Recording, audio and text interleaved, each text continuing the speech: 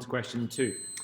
We have a vertical wall carrying uniform positive charge on its surface, and this produces a uniform horizontal electric field. That will be important later. Small positively charged ball is suspended in equilibrium, i.e. forces are zero. Okay, now, first question is a lovely one, which is all about the charge per unit area being sigma. Now, this is a quantity that you may not have met in your physics lessons. Okay, it's not something that we have to define at IB. However, it's given very clearly a definition here, and this is something you should be able to sort of relate to. Now, I've written down how we define sigma, the charge per unit area, simply the charge divided by the area. In a second, you're going to use units, and so that's important. Okay, we've got an equation with E equal to sigma over 2 epsilon naught being our relative permittivity of free space. Okay, and I've just put that up here, a reminder here that is in, the data booklet, okay? And very importantly, the units of this thing are stated very clearly, and you'll see why that's important in a second. Okay, in order to do consistency of units, what we've got to do is we've got to check that the units are balanced or homogeneous. In other words, do the units of E balance with the units of sigma and epsilon 0? Well, the units of E, electric field strength, are just newtons per coulomb, okay? Force divided by charge. And if you weren't sure of that, then what you could be doing is flicking through your data book to find the electric field section and seeing right here, E equal to F over Q. So if you had no idea here, use the data booklet. It is your friend. And I'm trying to encourage my students to become even more familiar with it as we go through. Now, as I was doing this question, I did start going off on a bit of a tangent and start thinking about what a Newton is, but then I realized actually we don't need to do this. So this bit here is kind of irrelevant, but it's a bit of fun anyway. You guys know already a Newton is a kilogram meters per second squared, but don't worry. The units of sigma are going to be charge divided by area, units of charge divided by area, and so therefore those are going to be coulomb per meter squared. Units of epsilon 0 are just our units that we got from the data booklet. So I'll just bring this back up again. Okay, not a very nice unit at all. Okay, coulomb squared per newton per meter squared. Now you notice here, this is enough, because if we then do the units of sigma divided by epsilon 0, it can be coulomb per meter squared divided by horrible thing here, then we end up balancing a few things. Okay, we've got a per meter squared here, which can cancel, and we've got a per meter squared here. We've got a coulomb on the top here and a coulomb squared here, and this allows me to then go 1 over coulomb newtons to the minus 1. Well, 1 over newtons to the minus 1 is just newtons on the top there. In other words, we've got newtons per coulomb, which is the units of E. Okay, so that's why we didn't need any of this rubbish over here, because it's just going into too much detail. Now, you could look at SI units here, base units, but they don't need you to, so why would you bother? Okay, notice the stunning pen change. Whoa, we've gone to purple world. My green pen ran out. My apologies if you're offended by purple. In this question, we're doing a little bit, this is really our unit 1, a bit of maths involving vectors. We've got a thread making an angle of 30 degrees with the vertical wall. The ball has a mass of 0.25 kilograms. And again, we'll assume we are using our ball on the surface of the Earth, so therefore G is 9.81. If we're looking at a force triangle here, then the forces must be balanced. In other words, the weight, which is acting down, the horizontal force Fx, and the tension, which, whoops, I think I may have misdrawn here. Oh my goodness me, spot the mistake, eh? Okay, our tension here should be acting up. We should have essentially a 0 force vector. In other words, these forces should be adding up so that the ball is in an equilibrium state. Now, in the mark scheme produced by IB, it requires you to break down the forces, and I don't think you necessarily need to, but it's always a good idea to do here. By using our triangle, what you should be able to see is that T, the tension, has got a horizontal and a vertical component. Now the vertical, let's try the horizontal component of T. Okay, well, we've got the hypotenuse here, we've got an angle here, and we want to find the opposite to that. We're going to use sine. T sine theta is simply balancing with our Fx, which is the repulsive force due to the charged wall. Similarly, T cos theta, which is the vertical component, is going to balance with mg. Okay, now as I've said, in the mark scheme that I've seen for this question, they do require you to write these two things down. I don't think you need to, because there's another way of doing this, which is looking at the tangent. Okay, if you look at our angle theta, tan of theta, which is the opposite divided by the adjacent, in other words, fx divided by mg, is going to give us the ratio of these two things. Now, we know theta, we know m, and we know g, and therefore we're able to calculate fx simply through a combination. Now, this relationship could be quite easily come to by substituting these two guys together. I just don't see why you have to do it. Okay, we then end up with a value of 0.14 newtons. That's going to be important because we're then going to use this value to calculate the value sigma in question 2c. Now again, if you get the wrong answer here, you'll obviously lose a mark for some of the work in here, some of the answers here. However, if you're coming forward into this, as long as you use the value that you got in this question and you do it correctly, in this one you shouldn't be punished further. So be careful and do check when you're going through my marking that I've not punished you again. Okay, we're asked to calculate sigma. Well, we're told the electric field strength is sigma over 2 epsilon naught. We can rearrange in there for us to show that sigma is 2 epsilon naught E. Well, what is E? E is the force, i.e. your value that you calculated here, divided by the charge. And we're told the charge is 1.2 times 10 to the minus 6. Okay, we therefore can use that to calculate a value of the electric field strength, multiply, and we end up with a charge density of 2.08 times 10 to the minus 6 coulomb per meter squared. So these are some calculations. We're then asked to use our ideas to understand what's going on when the thread breaks. Well, when the thread breaks, we just look at our force triangle. Thread breaks, suddenly T becomes 0.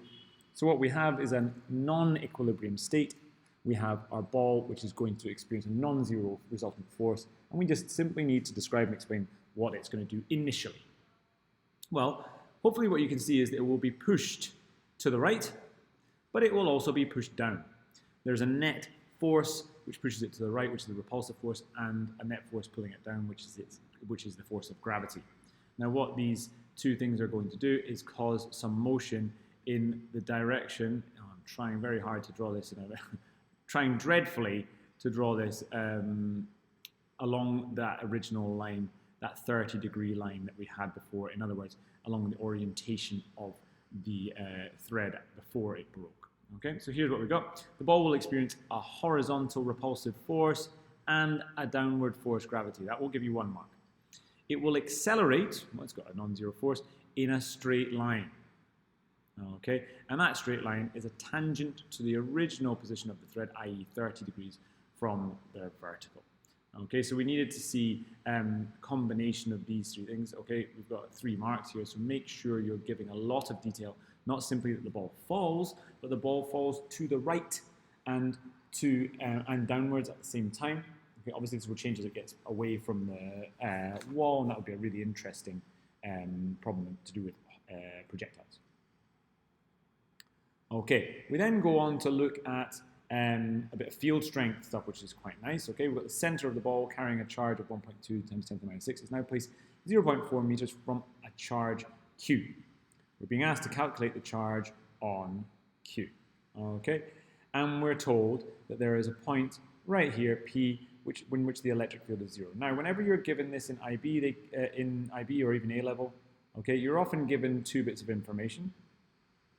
Well, I would always suggest finding out the missing bit, and that's the 0.18 here. Okay, we've got a distance of 0.4, and we're going to find our other distance, which is 0.18. Well, we'll see why that's important. The total electric field, because of these two guys, is 0, which means that their magnitudes, EA and EB, must be the same. Again, if we're not sure about what we're doing here, we can flick through the data booklet. Okay, there's a reason I keep on going past it. I'm too fast. We're looking at section 5. Okay, and we know that we've got the force KQ1, Q2 over R squared. Okay, that would be our force. We could also use our electric field strength equation which came from our section 10.2,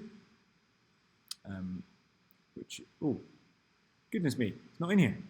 What an idiot I am. Okay, you don't actually get told this, so you're going to have to do a little bit of working out on there, unless I've just missed something.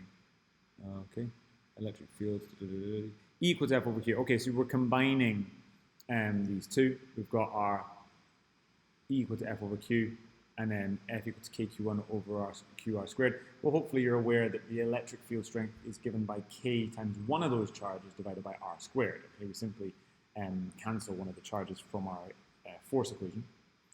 Okay, so essentially we can cancel the K's because they're the same. Okay, don't need to worry about that. We've got the ratio of Q to R squared equal to Q to R squared. We know QA, we know the distance, 0.18, square it. We need to know this one, and so therefore it's simply a mathematical problem to come out with this. And we end up with 1.8 times 10 to the minus 6 coulombs, okay? Quick kind of quality assurance check would be to go, okay, if I am further away from this charge B and closer to this one, what does that imply about the charges? Well, the forces are the same. If the distance from this charge B is greater, then what that means is that charge B itself must be greater than charge A. So we can do a quick check on our answer to check that have I got a bigger value? Well, yes, 1.8 is very nicely bigger than 1.2. Okay, next question is a really tough one. It's all about potential, but it is one of those questions which gets a 6 from a 7, an A star from an A, however you want to put it. We're being asked to outline without calculation whether or not the potential at P is 0. Now, very often people will say yes, the potential at P is 0. Why? Well, because the field is 0. Unfortunately, that is not the case. The potential here is non-zero. To think about this, we need to remind ourselves what electric potential is. Okay, electric potential is the work done per unit charge in moving unit positive charge. Oh, sorry, I've written that twice. Done per unit charge in moving from infinity to that point in the field. Let's take the two charges individually.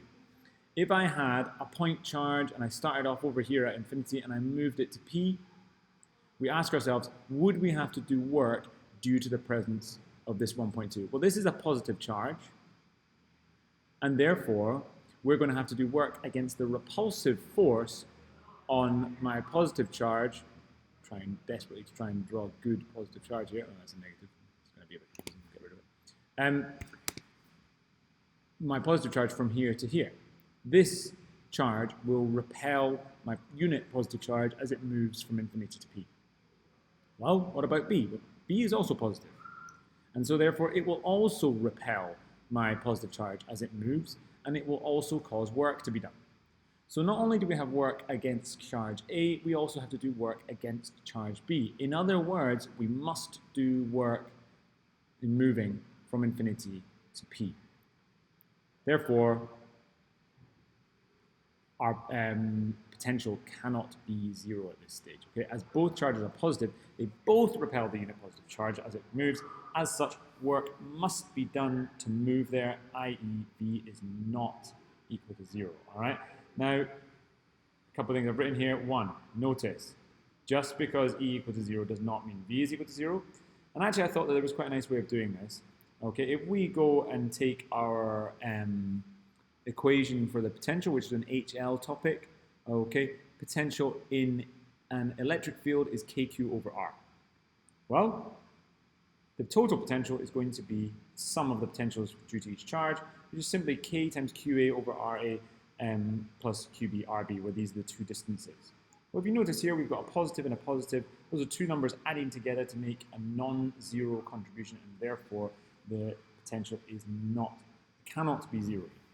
Okay, this is, as I say, one of those questions which, if you get it, it means that you really are smashing this in terms of the level of your physics. If you don't, okay, just have a think about what those definitions are of potential. You could try using a kind of mathematical approach, even though it says without calculation, okay, to convince yourself that that is the reason for it. Okay, hope you've enjoyed that one, and please, as ever, let me know if you have any questions.